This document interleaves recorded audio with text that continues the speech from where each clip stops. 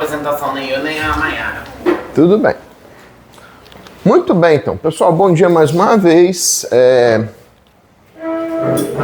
Este professor vai fazer uma gravação para vocês. Eu vou estar olhando para o nada aqui na gravação, mas tudo bem, tá? O objetivo da gravação é que vocês tenham ali um roteiro fidedigno do que vocês vão precisar fazer para a entrega dos projetos de IPA, tá bom? Dessa vez a gente segue, como já informado, um formato um pouquinho diferente, tá? Eu não vou solicitar que vocês façam aquele trabalho imenso, como vocês vinham fazendo, mas vocês vão fazer todas as etapas do pré-dimensionamento e uma etapa do dimensionamento final para entrega, tá bom? Então, o que foi passado para vocês é que vocês devem selecionar uma edificação em estrutura de concreto do PA de vocês. A recomendação é sempre que vocês peguem uma edificação simples, o mais reta possível, porque isso facilita muito o processo de desenvolvimento e facilita muito o processo de dimensionamento da estrutura, tá? Então, aqui eu coloco um exemplo, que é o que eu vou seguir trabalhando com essa orientação, e o ideal é que essa estrutura seja simples. Por quê? Porque na medida que você for executar pré-dimensionamento de laje, facilita a sua vida. Na medida que for executar o pré-dimensionamento da viga, facilita a sua vida, tá bom? Depois que fizerem, né, a escolha dessa estrutura de concreto, vocês vão proceder ao pré-dimensionamento completo. Aí o pré-dimensionamento completo, eu digo laje, vigas e pilares. Então, para a edificação que vocês escolherem, é um dimensionamento geral. Então, aqui eu estou com um exemplo de uma edificação simples. Essa edificação ela possui 6 lajes. A gente chama aqui de laje 1, laje 2, laje 3, laje 4, laje 5 e laje 6. Tá? Ah, Lorenzo, eu vou ter que fazer o dimensionamento das 6 lajes? Sim. O pré-dimensionamento? Sim. E você vai utilizar as estratégias que a gente aprendeu em sala de aula. Depois que fez o pré-dimensionamento das 6 lajes, vai passar para o pré-dimensionamento de todas as vigas. Então aqui você pode começar inclusive pelos pilares, né? Fica um pouco mais fácil. Nesse caso aqui os pilares estão bem fáceis de ser locados, né? Vamos colocar esse pilar aqui.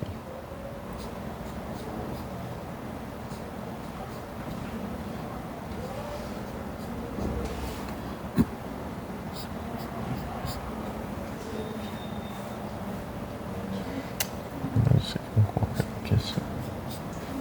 Esse aqui também vou colocar ele aqui assim.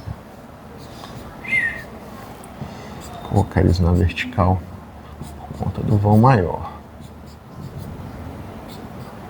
Também não vai fazer muita diferença. Então você vai alocar todos os pilares, faz a chamada dos seus pilares. Ó, esse é o P1, esse é o P2, esse é o P3, esse é o P4, P5, os internos, P6, P7, P8, P9, P10, P11, P12. Importante fazer a chamada por quê, pessoal?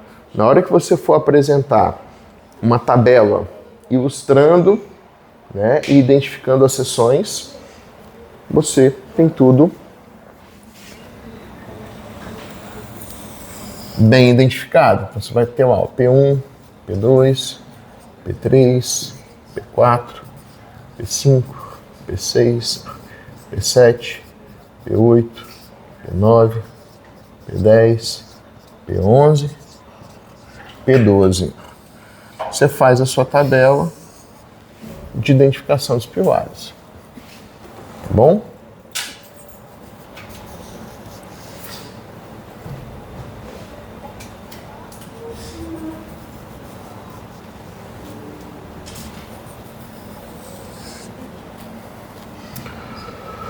Muito bem. Em relação às vigas, que é a única coisa que faltou aqui, vocês podem partir para duas estratégias. Ou fazer a identificação da viga geral, né? Ou fazer a identificação dos segmentos de viga. Então, se fizer por viga geral, essa primeira viga lá de cima eu vou chamar de viga 1, viga 2, viga 3. Na vertical agora, viga 4, viga 5, viga 6 e viga 7. Só lembrar que essas vigas têm apoios no meio delas e quando a gente for fazer a avaliação do vão, o vão é entre apoios e não da viga geral, tá bom? Então fez a identificação. Você tem lá tabela de pilares, tabela de vigas, né? Então você vai ter a viga 1, viga 2, viga 3, viga 4, viga 5, viga 6 e viga 7, tá? Da mesma forma que você pode ter a representação ali do lado da avaliação das suas lajes. Então, laje 1, laje 2, laje 3, laje 4, laje 5 e laje 6. Uma coisa que vocês vão perceber para esse projeto, eu não fiz nenhuma exigência que vocês tenham memorial descritivo, tá? Do pré-dimensionamento. É interessante sempre fazer. Como o nosso tempo está um pouquinho mais curto, eu não estou exigindo memorial descritivo. Ponto. Não estou exigindo memorial de cálculo. Ponto. Isso aqui vocês precisam me apresentar e na apresentação, eventualmente eu posso perguntar como que vocês chegaram nesses valores. A gente já passou por diversos processos, né? Então a gente já conversou muito a respeito do pré-dimensionamento e a gente já deu aí alguns exercícios, inclusive a atividade 3. Ela tem que compor todo esse aparato aí de memorial descritivo, tá? Mas para o projeto eu não vou exigir que vocês mostrem todos os cálculos. Agora, seria muito interessante que vocês apresentassem essas tabelas das dimensões dos elementos estruturais, tá? E essas dimensões, elas têm que ter uma certa coesão com o projeto que vocês estão desenvolvendo. Então, por exemplo, como que eu vou fazer o pré-dimensionamento da laje? Só explicando o processo e aí vocês calculam depois. A primeira coisa que a gente falou no decorrer da disciplina é que quando eu vou dimensionar uma estrutura, eu preciso avaliar, primeiro, características geométricas. Já avaliou. Então a laje 1 ela vai ter 3 metros por 4 metros. A laje 2 ela vai ter 3 metros por 4 metros. A laje 3 ela vai ter 4,5 metros por 4 metros. A laje 4, 3 por 4. Laje 5, 3 por 4. Laje 6, 4,5 por 4. Então eu tenho toda a geometria dessas lajes. Então, para as lajes, a gente começa com a avaliação da geometria. Depois que eu avaliei a geometria, constatei que todas são retangulares, o que eu preciso observar nessas lajes? Qual que é a utilização, qual que é a classe de agressividade, tá? E quais que são os acabamentos que serão aplicados nessa edificação. Por quê? Vou colocar aqui, ó. Quando a gente vai propor quais ações vão acontecer nessa estrutura, eu preciso ter, né, eu preciso ter uma certa avaliação generalizada de quais são as minhas cargas permanentes e cargas variáveis.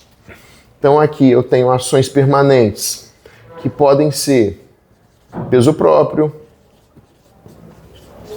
que podem ser equipamentos que ficam parados durante muitos longos períodos de tempo, tá? basicamente a gente vai colocar o peso próprio como permanentes. E as variáveis decorrentes do uso. Para que serve isso? Para eu definir quais são as ações de cálculo para as lajes, quanto que vai para cada viga e como que eu dimensiono, na verdade, cada uma dessas vigas com essas ações, tá? Depois de ter feito isso aqui, a gente chega na conclusão que para definir a ação permanente, eu preciso da espessura da laje, né? Eu tenho a geometria, mas eu não tenho ainda o pré-dimensionamento. Então, o pré-dimensionamento da laje é feito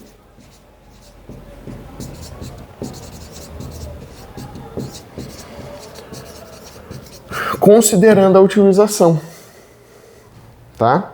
E considerando também as propriedades geométricas. Então, preciso observar todo esse arcabouço de informações para que eu consiga fazer esse cara aqui bem feito, tá? Como que eu vou fazer o pré-dimensionamento? Você vai avaliar os elementos da laje, tá? Então, a sua laje, ela vai ter, fazendo um corte esquemático dela, né? A sua laje, ela vai ter um cobrimento. Esse cobrimento depende de quê? Da classe de agressividade do ambiente. Então, vou colocar aqui, ó, o cobrimento. Ela vai ter uma armadura longitudinal para resistir. Essa armadura vai depender de quê, professor? Obviamente da carga. Então, se eu estou trabalhando com uma escola, que é o projeto de vocês já tem em mente que a carga vai ser um pouco mais elevada do que uma residência. Então, não vai começar com a barra pequenininha, vai começar com uma Fi6 e 3, não vai começar com uma Fi8, começa com a 10. Tá? Por quê? Porque eu vou precisar resistir bastante carga. 10, 12,5, tá? Então, aqui você vai fazer a avaliação da barra longitudinal, por quê? Porque isso compõe a espessura. Por último, o que a gente avalia aqui é o que a gente chama de D útil. D útil. O que é o D útil? Tá? Esse D útil, ele vai ser a composição da minha laje, que é altura menos o cobrimento menos a metade da barra longitudinal. Tá? Então, esse D útil, ele vai ser calculado a partir de uma relação da geometria da laje. Como que a gente calcula ele? Não sei se vocês vão se recordar agora, né? Não coloca, não? Oi? O estribo a gente vai colocar depois, quando a gente estiver calculando a viga. Aqui para a laje, a gente não costuma usar estribo. A não ser que essa laje sofra com alguma tensão de cisalhamento excessiva, aí às vezes a gente acaba calculando. Mas o dimensionamento geral e a definição da altura útil da laje a gente não considera estribo. Tá bom? Acaba que o D útil da laje ele é obtido a partir de uma relação da geometria da laje e dos apoios que essa laje tem. Vocês se recordam lá? Qual que era a equaçãozinha? Não se recordam? E se eu não lembrar? Vixe. Quem que é o D útil, pessoal? D útil vai ser 2,5 menos 0,1 vezes N, que multiplica L asterisco e divide por 100. Esse L asterisco tem que entrar em centímetros. Quem que é o valor de L asterisco? O professor está ficando velho. O L asterisco vai ser o menor entre dois valores, que vai ser o Lx ou 0,7 Ly. Quem que é Lx e Ly, professor? Vamos lá. Lx vai ser sempre o menor lado da laje. Ly vai ser sempre o maior lado da laje. Então, para a laje 1, que é uma laje 3x4, Lx é 3, Ly é 4. Então, se eu estou fazendo a variação do L asterisco para a laje 1, em que eu tenho Lx 300 centímetros, Ly 400 centímetros, eu estaria escolhendo entre 300 ou 280 centímetros. 7 vezes 400, né? 280.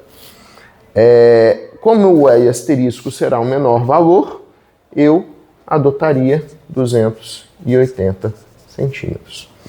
Claro, transformei os lados apenas para centímetro para fazer menos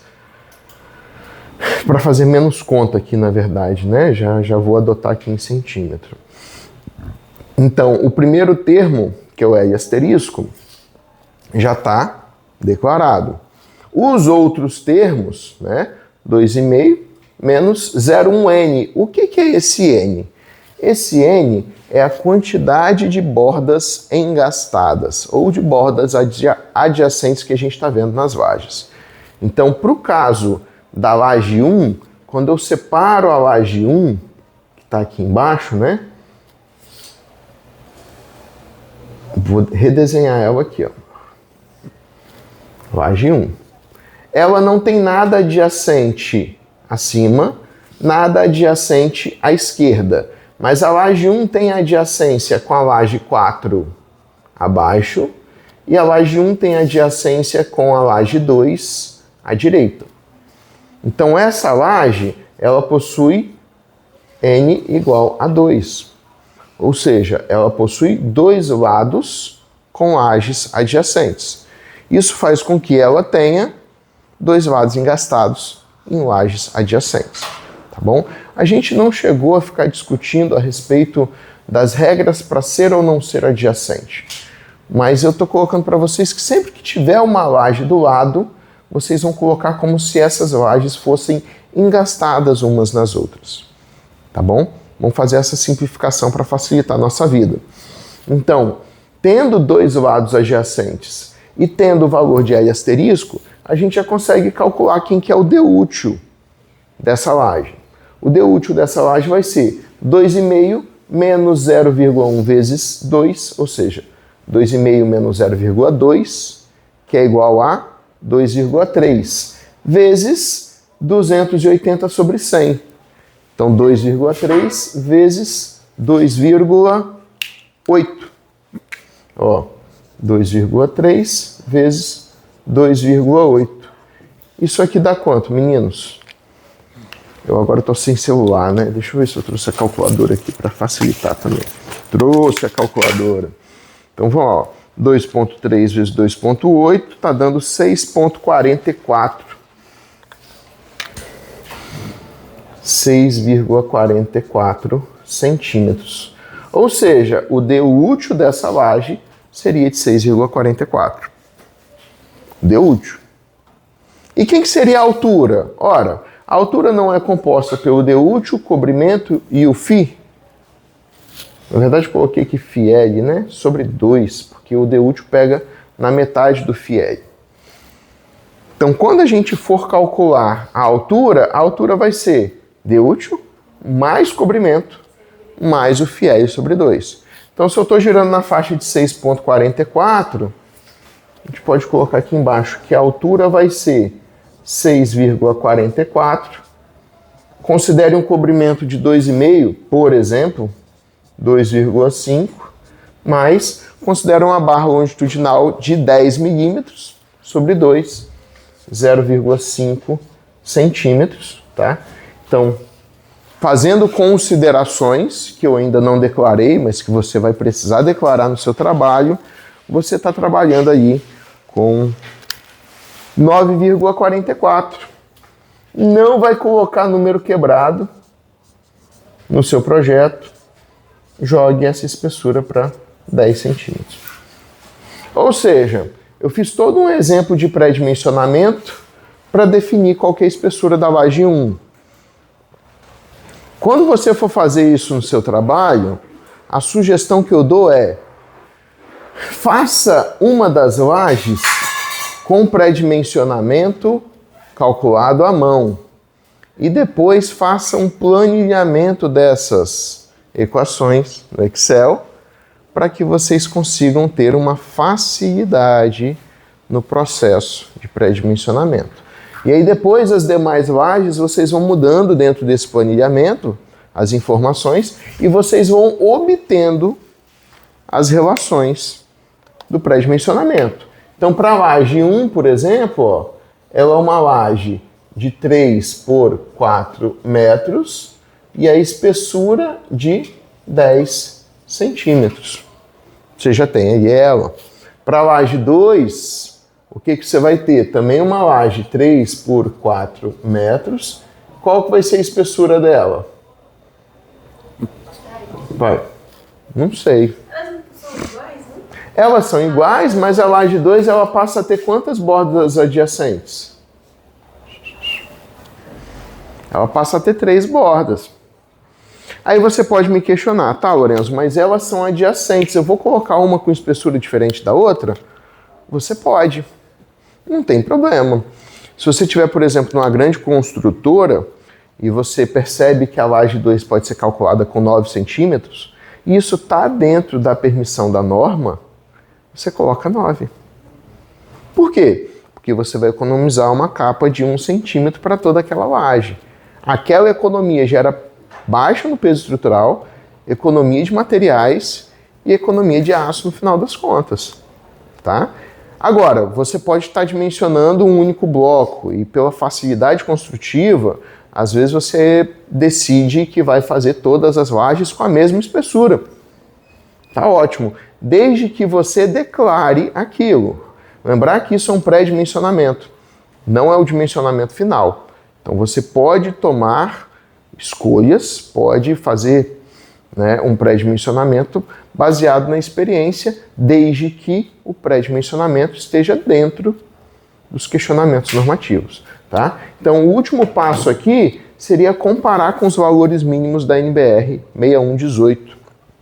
E lá na norma tem, nas nossas aulas, tem uma tabelinha, tá? Na verdade não uma tabelinha, mas é uma lista dos valores mínimos de espessura para lajes maciças, tá bom? Colocando dentro do mínimo, tá ótimo, tá aceitável. Beleza, pessoal? Completou o seu quadro de dimensionamento da laje, aí você vai para os dimensionamentos adjacentes, ou os pré-dimensionamentos adjacentes, tá bom? Deixa eu fazer o seguinte, eu vou dar um pause nesse vídeo, senão vai ficar imenso para publicar.